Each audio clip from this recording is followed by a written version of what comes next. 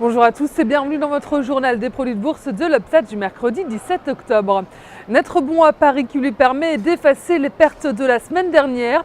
Le CAC reprend de la hauteur, il termine à plus de 3500 points en hausse de 2,36% à l'approche du sommet de l'Union européenne qui aura lieu demain jeudi et vendredi à Bruxelles. Les investisseurs retrouvent le goût du risque et espèrent une avancée sur la situation de l'Espagne et en Grèce. En Espagne, justement, la pression monte après avoir baissé de 2 crans la note du pays. La semaine dernière, Standard & Poor's a dégradé la note de 7 banques espagnoles. Et puis, côté valeurs, les valeurs bancaires conduisent la hausse avec un bond de 5,28% pour Crédit Agricole qui termine en tête du CAC, suivi par BNP Paribas à plus 4,33% et par Société Générale qui gagne 3,86%. Le secteur automobile, en revanche, dégringole et se retrouve en bas du tableau, plombé par une mauvaise statistique. Les ventes de voitures neuves dans l'Union européenne ont connu leur plus forte baisse en septembre sur 12 mois.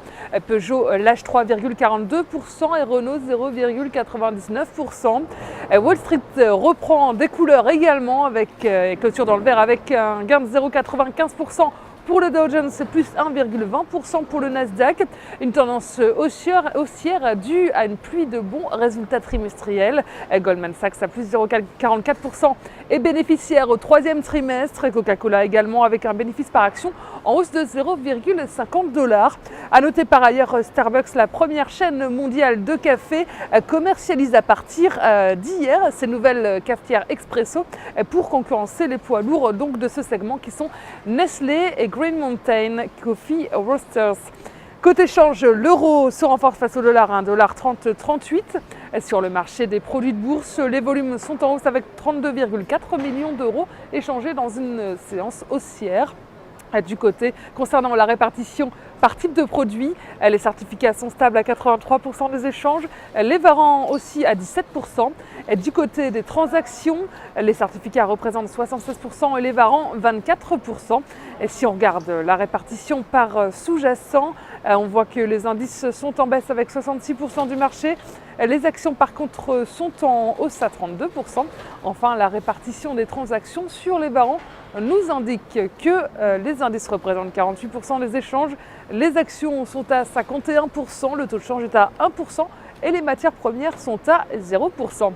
La valeur du jour, c'est aujourd'hui le constructeur automobile Peugeot. Graphiquement, le titre est coiffé par sa moyenne mobile à 20 jours et teste son support clé de moyen terme autour des 5,70 €. Les nombreux tests rapprochés de cette zone depuis juillet dernier renforcent la probabilité d'une cassure de ce support qui ouvrira la voie à une nouvelle tendance baissière vers 4,50 €. Seul le dépassement de niveau à 7,20 € pourrait réinstaller un biais positif sur la valeur.